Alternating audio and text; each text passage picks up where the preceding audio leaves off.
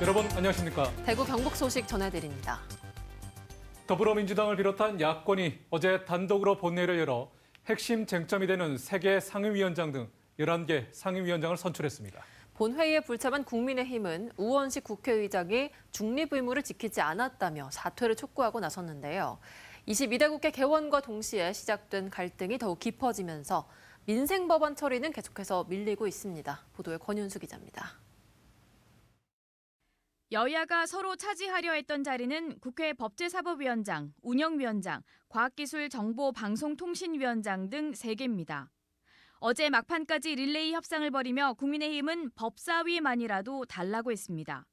법사위를 우리 여당 국민의힘에게 준다면은 운영위와 과방위를 포기하고 끝내 견해차를 좁히지 못했고 야권은 어젯밤 단독으로 본회의를 열어 쟁점 3개 상임위를 포함한 11개 상임위원장을 선출했습니다. 국회법에 따라 국회를 운영해야 하는 국회의장으로서는 원구성과 개원을 마냥 미룰 수 없었습니다. 국민의힘은 본회의에 불참하고 피켓 시위를 벌였습니다. 오늘은 의원총회를 열어 우원식 국회의장의 사퇴를 촉구하는 결의안을 국회에 제출했습니다. 국민의힘은 결의안에서 우 의장이 편파적 의사진행으로 중립 의무를 어겼고 위법한 권한남용으로 의회 민주주의를 심각하게 훼손했다고 주장했습니다. 헌정 질서를 심각하게 훼손한 반민주주의적, 반의회주의적 행태를 강력히 규탄한다라고도 했습니다. 민주당이 의회 독재를 하겠다, 의회를 장악해서 자기네들이 아픈 곳을 적극적으로 방어한다. 민주당은 정무위, 국방위, 여성가족위 등 7개 상임위원장도 선출하자고 압박하고 있지만 국민의힘이 보이콧을 선언한 상태여서 이마저도 야당이 차지할 가능성이 높습니다. 대구 경북에서 다선 의원을 많이 배출해 놓고도 상임위원장 하나 없는 국회가 될 수도 있습니다. 이와 별도로 여야 국회의원들은 저출생 극복, 경제 회복과 관련한 민생 법안을 22대 국회에서 발의하겠다는 내용의 보도자료를 쏟아내고 있습니다. 그러나 국회가 여야 강대강 대치만 이어지는 반쪽짜리로 전락하면서 민생 법률안 처리는 뒷전으로 밀리고 있습니다. MBC 뉴스 권윤수입니다. 대구시가 오는 17일부터 대구 경북 행정통합추진단을 신설해 운영합니다. 통합추진단은 올해 안에 관련 특별법 통과를 목표로 특별 법안 마련과 경북 북부 지역 균형 발전 정책 수립 등을 전담합니다. 대구시 통합추진단은 나중에 경상북도와의 합동추진단으로 확대될 예정인 가운데 대구시는 시가 구사하는 통합 방안을 신속하게 만들어 경북도 정부와 적극 협의해 나갈 계획입니다. 네, 이틀째 열리고 있는 경상북도의회 도정질문에서 최근 급물살을 타고 있는 대구 경북 통합 논의를 두고 우려의 목소리가 계속 이어졌습니다. 하지만 이철우 도지사는 지금이 마지막 기회라며 통합 추진 의사를 거듭 밝혔습니다. 장성훈 기자 보도합니다. 이번 도정 질문에서는 대구 경북 통합이 대구 중심에 밀어붙이기식으로 너무 서두르는 것 아니냐는 우려가 잇따랐습니다. 허복 의원은 통합의 속도 조절이 필요하다며 특별 지자체를 거친 뒤 실제 통합은 중장기 과제로 추진하는 방안을 제안했습니다. 또 통합자치단체의 명칭에 경북을 반드시 포함시켜 경북의 정체성과 역사성을 담보해야 한다고 강조했습니다. 통합 이후의 문제점이나 장단점 등을 사전에 면밀히 분석하고 시도민의 공감대를 충분히 형성해야 합니다. 앞서 이선희 의원도 두 자치단체장들이 도민과의 공감대 없이 2026년으로 통합 일정까지 공식화한 건 민의를 외면한 행태라고 꼬집었습니다. 지사님, 의회가 그 수기는 아니지 않습니까? 양단체장 간 통합의 의지를 확인한 지난달 중순 이후 통합 일정을 공식화한 지금까지 그 어디에서도 도민 그리고 민의를 대변하는 경북도의회는 없었습니다. 이철호 경북도지사는 지역 소멸을 막고 자치권을 확대하기 위해서라도 대구 경북 통합은 필요하다며 지금이 마지막 기회라는 입장입니다. 또 앞으로 지역별 발전 방안을 수립해 도민들과의 공감대를 형성한 뒤 통합을 추진하겠다는 뜻을 분명히 했습니다. 이번에 못하면 저를 끝난다고 생각합니다. 통합하기 전에 그 발전 방안을 만들어서 청사진을 보고 도민 공감대가 생기도록 하는 게 중요합니다.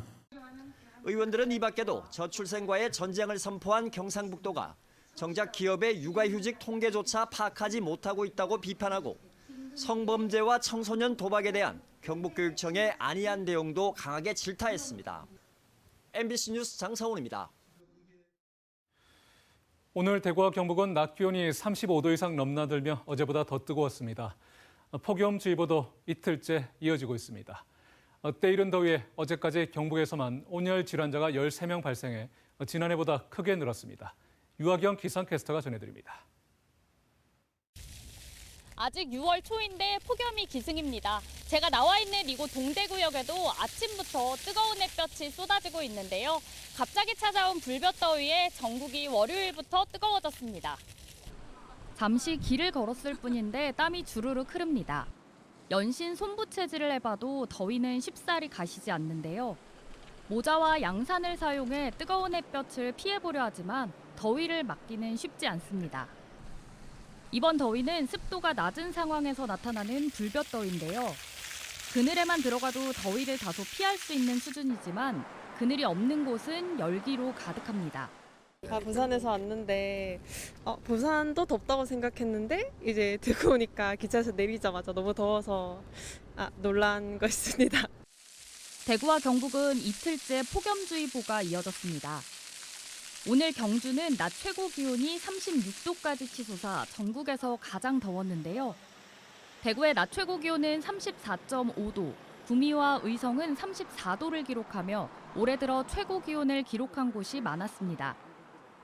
지난해보다 일주일가량 일찍 찾아온 폭염에 대구시는 어제부터 폭염 비상 1단계 대응 체계를 가동했습니다. 국군 사회 취약계층과 공사장 야외 근로자, 고령 농업인 등 폭염 3대 취약계층 관리에 들어갔고요. 쿨링포구와 클린 로드 시스템, 분수 등 더위를 식혀줄 시설도 일제히 가동했습니다. 좀 갑자기 더위가 찾아오니까 솔직히 좀 많이 힘든 것 같아요. 서쪽에서 따뜻한 공기가 계속해서 유입되고 고기압의 영향권에서 맑은 하늘이 이어지며 무더위는 주 후반까지 기승을 부릴 전망입니다. 때이른 더위에 어제까지 경북에서만 온열 질환자도 13명 발생해 지난해 같은 기간보다 44% 늘었습니다. 이번 주 맑은 날씨가 이어지며 계속해서 기온이 33도 이상으로 높아지겠고요. 햇볕이 강한 낮 시간대에는 야외 활동을 자제하시는 등 수분 섭취도 충분히 하시고 건강관리 각별히 유의하시기 바랍니다. 지금까지 기상캐스터 유아경이었습니다. 포항시가 북구청을 배경으로 한 미디어 파사드 작품을 선보이고 있는데요. 예산 16억 원이 투입됐지만 기대 이하라는 평가가 나오고 있습니다. 영상물이 잘 보이지도 않아 혈세 낭비 논란까지 일고 있는데요. 어느 정도길래 이런 지적이 나오는지 이규설 기자가 전해드리겠습니다. 미디어 파사드라고 하면 이런 모습을 상상합니다. 거대한 상업 건물이 크리스마스 선물 상자로 변하고 건물 전체가 화려한 보석이 되어 벽에서 불꽃이 터지는가 하면 성벽에 붉은 물감이 퍼지더니 이내 고풍스러운 영상이 벽 전체를 뒤덮어버립니다. 포항시도 이런 모습을 구현해 원도심에 사람들을 불러 모으겠다며 지난 4월 말 시연회를 시작으로 포항시 북구청 벽면을 활용한 미디어 파사드 공연을 하고 있습니다. 문화예술 팩토리 미디어 파사드가 포항의 또 다른 랜드마크가 되기를. 과연 포항시가 야심차게 추진한 미디어 파사드는 어떤 모습일까요? 영일대 해상 누각, 호미곶 상생의 손, 장미 정원을 표현했다고 하는데 희미하게 지나가버려 뭐가 뭔지 구분이 어렵습니다. 북구청 외벽은 체스판처럼 흰색, 검은색, 회색이 교차돼 있어 스크린으로 적합하지 않지만 적절한 대책 없이 영상을 튼 겁니다. 그러면은 여기에 미리 대안을 마련해서 이 영상 콘텐츠를 활용할 수 있도록 대안이 마련되어야 되는데 그 대안도 없이 지금 영상 콘텐츠를 쏘니까 이 영상의 화질이 엉망이에요. 유리 투과를 적절하게 차단하고 건물 특성에 맞는 콘텐츠를 제작하면 벽면의 단점을 보완할 수 있습니다. 서울역 앞의 한 빌딩은 스크린 특성에 맞는 미디어 파사드 콘텐츠를 지속적으로 개발해 서울의 명소로 자리 잡았습니다.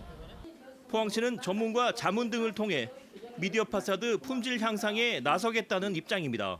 야, 지금 뭐냐 뭐 이런 그 이야기를 좀 듣고 있습니다. 그래서 어떤 나름대로 저도 그 현장에 가보고 이왕 그 16억이라는 돈이 투입되었으니까 효율적으로 될 수 있도록. 어디서부터 잘못돼서 이렇게 만족스럽지 못한 결과물이 나왔는지 철저하게 분석하고 이런 일이 재발되지 않도록 주의할 필요가 있어 보입니다. MBC 뉴스 이규설입니다. 통합이 확정된 국립안동대와 경북도립대가 내년 3월 국립경북대학교라는 이름으로 새롭게 출범합니다. 학교 측은 앞으로 5년간 1,500억 원을 투입해 인문과 바이오, 백신 분야의 특성화된 인재 양성에 집중할 계획인데요. 하지만 통합학교명에서 결국 안동이 빠지면서 안동 지역사회 반발도 여전한 상황입니다. 이도훈 기자입니다. 교육부가 국립안동대와 경북도립대의 통폐합을 지난 7일 최종 승인했습니다. 통합교명은 경상북도 종합국립대학교라는 의미의 국립경북대학교로 확정됐습니다. 통합대학교 총장직은 현 안동대 총장이 이어받고 대학본부는 안동 캠퍼스에 유지됩니다. 현재 2, 3년제인 경북도립대 재학생은 예천 캠퍼스에서 기존 학제를 마칠 수 있고 내년 신입생부터는 개편된 4년제 학과에 입학하게 됩니다. 입학 정원은 1,539명으로 안동 캠퍼스가 4개 단과대학에 1,429명, 예천 캠퍼스는 1개 단과대학에 110명이 각각 배정됐습니다. 도립대 자치행정과와 안동대 행정학과처럼 두 대학의 유사학과는 통폐합돼 안동 캠퍼스로 이동하고 유아교육과도 안동 캠퍼스에 위치한 사범대로 흡수됩니다. 다만 도립대의 자동차, 소방방재, 응급구조, 축산과 등은 예천 캠퍼스에 그대로 남습니다. 향후 5년간 지원받는 1,500억 원이 통폐합에 따른 학사 구조 개편과 함께 인문 및 바이오, 백신 인재 육성에 집중 투자됩니다. 특히 K인문 세계화를 위한 한국학 전문 연구기관, 한국인문융합학술원이 새롭게 설립됩니다.